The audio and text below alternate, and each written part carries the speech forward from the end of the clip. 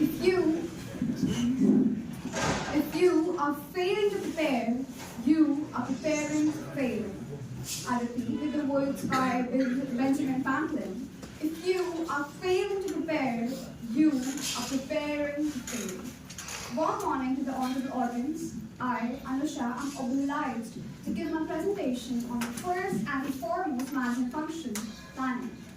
So in this very presentation, we are going to cover several topics such as what exactly is planning, what are the features or the characteristics of planning, and next up we are going to see what are the process or the steps of planning, and lastly we're going to consider the elements of planning. So let's begin.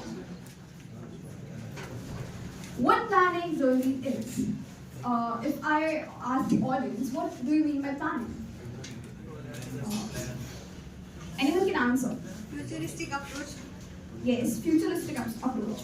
So the thing is, the planning is what planning is thinking in advance that what are the objectives that we are supposed to achieve during a particular period of time, and what are the alternative course of actions, and choosing the best one so that we can achieve our objective suitable as per our choices and decisions.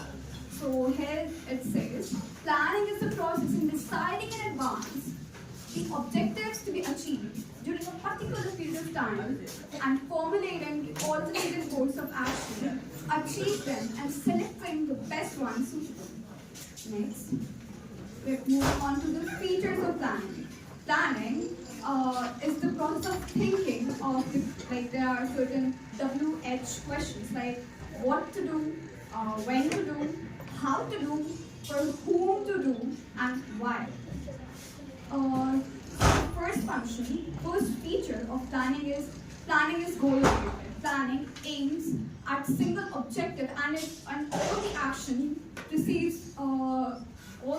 which are preceded are just directed to single goal, single aim which the organization is aiming to achieve at the end of the plan. Next, it's the future oriented. As someone here said, it's based on predicting future, and it's forecasting and foreseeing of the environment and deciding what to do as in future basis. Next, it's an intellectual process. Planning is not mere guesswork, but it requires sound planning, sound judgment, and creative and innovative thinking. Next, it's the primary function. Planning is the first foremost function of management.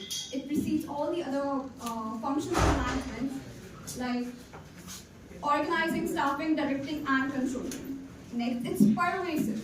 Pervasive means like it has a global application, like universal application. It is applied at all levels and all sources of management or any other field.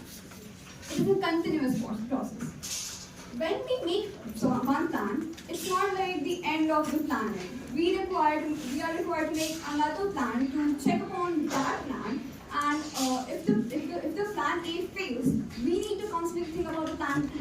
So it's not like one plan that we are supposed to do, but it requires continuity in our planning. Next, it involves choice. As we have already talked about, it means like there are alternative choice.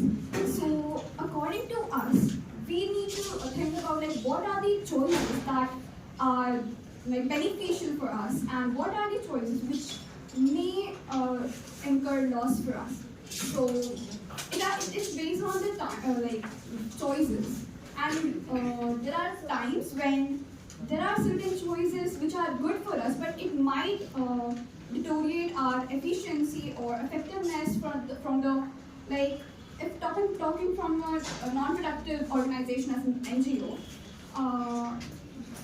The main motto is the global social welfare, not the profit oriented.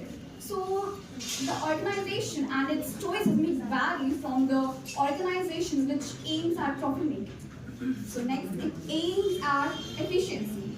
As you can see, the next one is aims at efficiency. Any organization would want to utilize that much resource, time, and efforts so that there's an optimum utilization of all these three resources. And if the plan fails at doing so, that's not a sound plan. Next up to the process of planning. The process of planning, the first step is to set the objective. First of all, we need to identify that what are we going to achieve from this plan? Like what is the ultimate destination we want to reach from this plan? Next, developing a plan promises. When we planning is supposed to be very data oriented, and the background check all we need to require to fulfill all the research works and etc. Next is identifying the alternative course of action. When we have collected all the information about our plan and what we are going to achieve in, suppose, time period of 2 to 3 years, so we need to take up all the probabilities, like what are the alternative actions, like what can we do. There might be many ways, but there must be only one way that's best suitable for us. So we need to identify all of them. Next, identifying alternative course. Like I said earlier, there might be several paths, but the best suitable must be one. Next, selecting an alternative. When we have chosen our best course of action,